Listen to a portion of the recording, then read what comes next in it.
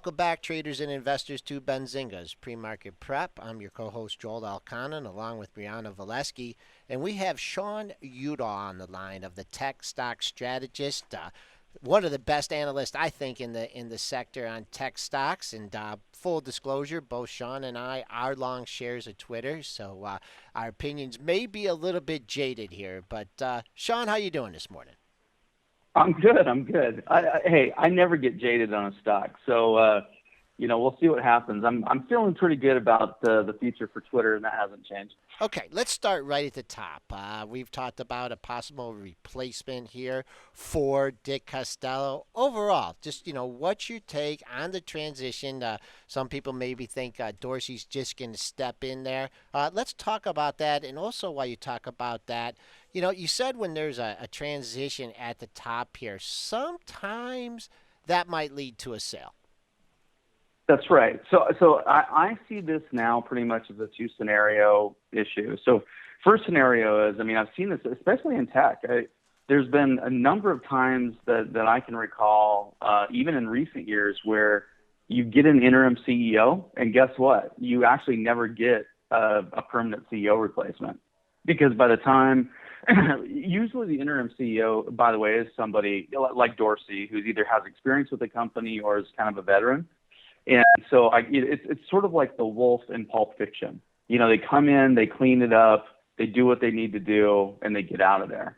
So the bottom line is that the odds for a Twitter takeout by somebody probably are as high as they're going to be for I'd say the next quarter or two. Beyond that, I hope Twitter doesn't get bought out, but because I think there's so much more potential than what the takeout price would be here currently. But if a deal happens, you won't see a permanent CEO, right? You'll have Jack Dorsey, interim CEO, takeout deal, and Twitter's gone, unfortunately. The other scenario is that there's two or three guys there who easily could become CEO, and there's one person I'd really love to be CEO at Twitter long term. So I actually think Dorsey would make a very good CEO, because one of the most important things for CEO is communicating vision and having a ton of charisma. And Dorsey has a lot of charisma. And by the way, I literally think charisma is the reason that Dick Costolo isn't there anymore. You can't really argue that he did a poor job. Twitter, after all, grew revenues last year over 100%. It's the fastest growing publicly traded company of its size on the planet. Nobody else is even close, by the way. But there's, Adam Bain, I think Noto, I think Dorsey are all there. They could be CEO. The guy I'd actually love to see is Eric Schmidt of Google. Now, pulling him is probably a pretty big ask, but I think if Eric Schmidt went to Twitter, within 3 weeks you'd see Twitter at $47 to $50, and it'd be off to the races if he were to assume the CEO spot. You also mentioned Anthony Noto there, and he has a very interesting background on the street. You talked to him as a possible replacement, too. He was the one that spoke for the company yesterday. Why don't you talk about his background and why you see him as a potential candidate to take over the company? Well, it's just a really interesting setup. So, he picked a time to come in. Stock price actually wasn't doing that well when he came in, had a nice little burst, but it's really more this. So, and I'm just kind of thinking out loud here. So he was, he's at Goldman Sachs, a pretty influential guy there. He was a CFO, I believe, of the NFL. Went back to Goldman Sachs, was instrumental in the Twitter deal, and lo and behold, here he is at Twitter. Right. And, really you could, CFOs either second or third chair typically at the company, almost any publicly traded company. And he actually has just got announced that he had increased in responsibilities in the last quarterly conference call. So we'll see. The funny thing is most of the people came out already this morning, Recode and some other, I think one or two analysts kind of instantly said, oh, there's no way Noto would be CEO. In fact, he's not interested. That's almost like a guy saying, oh, I don't want to run for president. And then 6 weeks later, they announce that they're running for president. Right. So anyway, I think he could be a potential. But, here's the funny thing. Twitter is going to go, if they just don't really change anything, you got a company that's going to produce 4.5 to 5 billion revenue a year from next year. And if the stock, against the current market cap, that's basically 5 times sales. I mean, it's the absurdity of the valuation of Twitter right now is kind of reaching epic proportions. I mean, the one point I'll say before I forget is that in my mind, Twitter isn't broken; it's undervalued. And I said the same thing when Apple was $400 a share, which is split adjusted $52 versus today's 133. I said the same thing on Facebook. It's at $22 a share. I could go on, and I said the same thing on Micron at $8 a share. So, the danger that Twitter faces, in my view, is they try to change too much and placate Wall Street too much. That will trouble me, but I don't think they will. I think they just kind of had to do this. Unfortunately for Dick, I think he just had to go because the guy couldn't impress he just didn't have the charisma in a public setting. It's kind of sad, actually. Okay, moving on. I mean, it all comes down to earnings. They got shellacked on it last quarter here. And, let's talk about, the big three, the contracts with Google, Apple, and Microsoft. The Google contract is just, in its infancy. When do you think it's going to start? That's right. Yeah. When do you think that's going to start paying dividends for the company? Well, probably in Q2 it'll start having, because the first quarter that this deal is running. Now they did have a deal before that ran for 2 years, from 2009 to 2011. And by the way, that's when many people pretty much thought the Google search results themselves were far and away the best they ever were, and the best they've ever been. So that deal ended in I believe the summer of 2011, and then there has been a fair amount of criticism, and I think justly deserved, that Google search results haven't been as good since then. So, but yeah, I mean, literally the Google, now of those three deals, the Google deal is far and away the big one for Twitter. It literally has been running for 3 weeks. It kicked off in the middle of May. It's had 3 weeks. And everybody's basically forgotten it. What is the argument about Twitter? Even the analysts are just absurd on this too. But they all want MAU growth. Well, does anybody have more eyeballs than Google? I mean, come on. So you at this point, if they didn't have the search engine technology and the data licensing as part of the business, I would say, hey, MAUs is a very critical thing. MAU growth is very critical for Twitter. The fact that Twitter is successfully sort of developing a very powerful future revenue stream in big data and data licensing, the fact that they have not just one search engine, but basically all three of them, and the fact that they have the big one in the Google deal. Again, how many eyeballs does Google have? 3 billion, 4 billion? I mean, so the MAU argument should pretty much have gone out the window upon the firm signing of the Google deal. But people will need to see results. The first quarter is probably going to be heavy experimentation, probably very little monetization. And I think once they have about 3 months under their belt, they'll kind of figure out how they want to start monetizing. Okay, moving on. I mean, Google Plus. I mean, wasn't that their attempt to enter the space? And with all the Google resources and everything, they really just couldn't make it go. And here is Twitter. I mean, they're making great strides in this. You think that this is just the relationship with Twitter is just because Google Plus was a flop? I think that's a big part of it. I mean, so people talk about Twitter and is there a moat or isn't there a moat? I would say the moat for Facebook and Twitter particularly is super broad. And the single biggest reason for that evidence is the fact that you had Google, especially when Google launched Google Plus, it was the most powerful company on the planet. Apple was on its heels at the time, at least stock-wise. And pretty much, Google had become the preeminent technology company when they launched Google Plus. Google Plus, by the way, wasn't really an attack on Facebook. It was really a direct attack on Twitter. And Google Plus, with all of Google's money, power, marketing muscle, everything, it just never went anywhere. So the fact that Google tried to basically usurp Twitter and couldn't do it, I think that's the ultimate testament to the stickiness of Twitter's platform. So yeah, and I think that's that is a prime reason why Google and Twitter ended up doing this, this aggregated search deal again. Absolutely. Give us your comments. The stock was trading up quite a bit in the pre-market yesterday. They made some comments that kind of walked the stock down, but weren't they comments that they already made a few weeks ago? And didn't they basically reaffirm guidance for the rest of the year? That's well, they reaffirmed guidance for sure. I don't know if they reaffirmed for the rest of the year. They reaffirmed for the quarter for sure. So yeah, I mean, what's funny is I was watching. So the stock popped. I mean, you kind of knew the 41 wasn't gonna hold, right? But the stock was still up almost $2 when they went into the $1.50 to 2 when they went into that short conference call yesterday. And the stock literally went from plus 170 to plus 60 cents within 3 minutes of Anthony Noto, the CFO, saying, yeah, he got a question about, can you comment on quarterly trends or something like that? And he said, well, all I'm going to say is the same thing I said at the JPM Tech conference and what I said on the quarter, which was MAU traction isn't as good as it was in the first quarter. So that's the exact same comment they said in the quarter.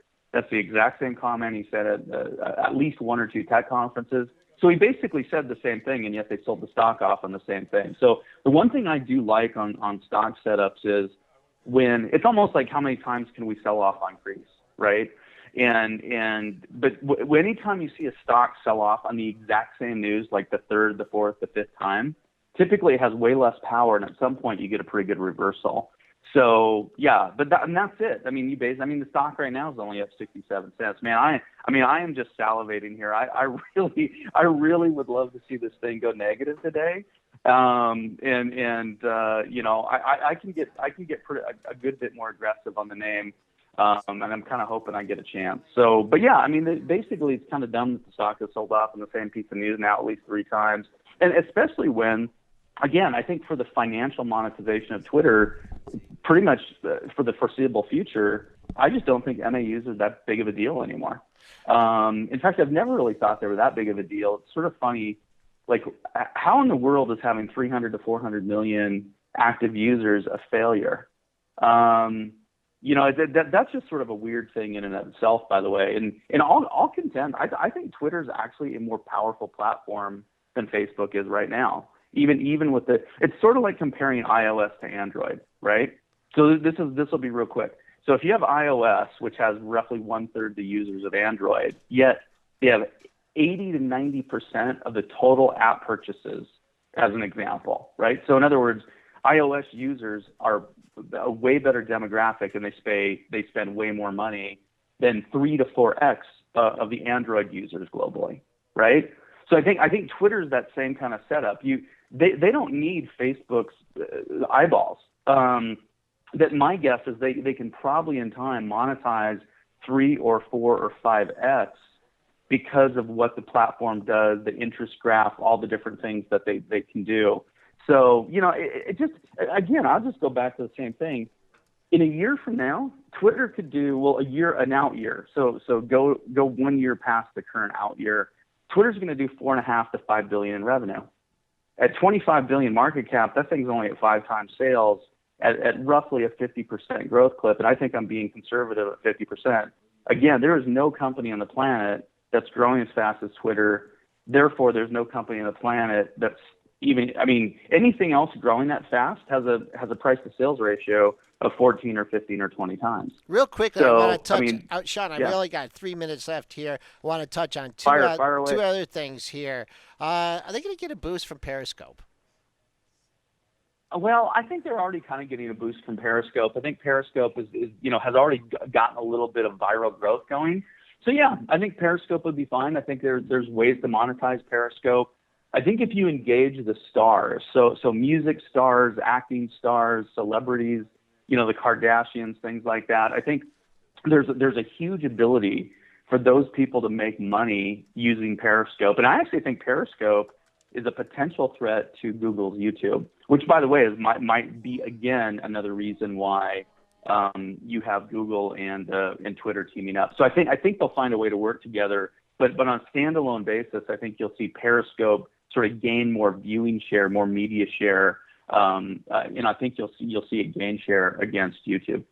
All right. Finally, Fari Hamzy, who comes on every Wednesday, he's just been complaining. He's just not happy with being able to access the API feed.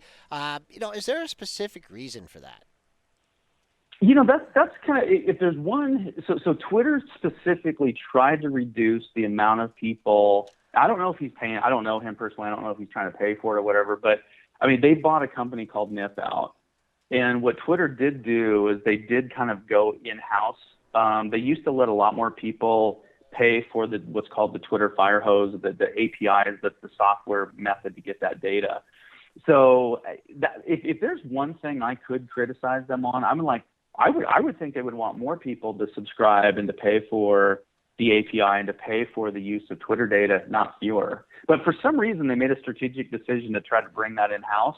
I think their goal is to try to create sort of a research data analytics division inside of Twitter and then resell the data analytics. So, I mean, we'll see. We'll see if that'll be a mistake or not going forward. But yeah, I mean, I think that's a viable criticism that if anything, in my view, Twitter should be increasing the number of people that have access to their data. However, if you're Google and you're going to do a deal with them and you might monetize with Twitter to a huge degree, you kind of don't want 100 other companies having access to the same deal that you have access to.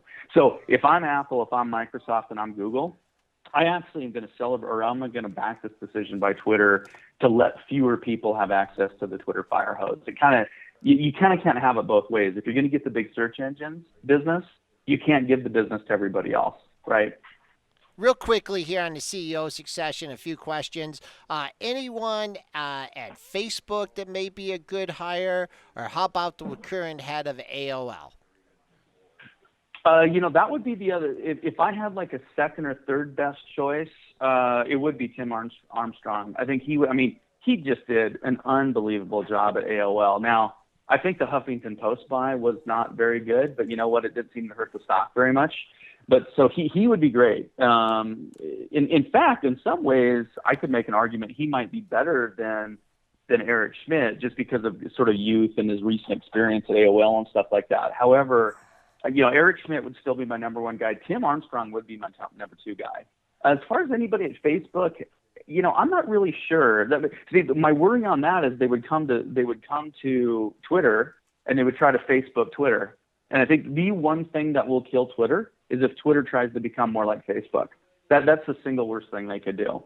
The other name I'm kind of hearing some rumblings about is Marissa Mayer. Again, I wouldn't be hugely, I wouldn't love that. However, Marissa Mayer has proved one thing. She has the single best timing of any human being on the planet, because she basically went to Yahoo, didn't really have to do anything, sort of inherited a perfect setup, and the stock went haywire to the upside. So, hey, maybe she'll have that same luck again, get hired at Twitter, and everything that's already working at Twitter will just end up showing up, and she'll get the credit for it. Who knows? But the bottom line, I think I wouldn't be surprised if Twitter actually doesn't hire anybody from the outside. My guess is if they stay public long enough and the company works through the short-term severe undervaluation issue, which is the main issue in my view, I think you'll see somebody that's currently at Twitter or who's been at Twitter assume the CEO role. That's my number one guess. But I would love to see Tim Armstrong. That would be a huge pickup if that were to occur. Okay, we've been on the line with Sean Udall, the tech stock strategist, talking about Twitter. I guess only time will tell here. Street's kind of disagreeing with us right now. Stock's way off the pre-market highs and off the highs for the session here. Maybe we could come down and fill that gap at 36.17. Looks like we could. Well, but this is exactly what you and I predicted would happen, right? When we not we exactly kind of figured me. they would try to kill Twitter. Yeah, I might lose a bet here with Dennis. I didn't think it would trade under 36 here. So he's got me on the ropes on that one. I wanted to do a longer-term bet, but he wiggled out of it. So we'll see. We'll see. He might get a lunch here, only 30 cents away. Sean, thanks a lot for your input. We'll keep following this story, and we'll talk to you again soon. Take care. Thanks for having me on.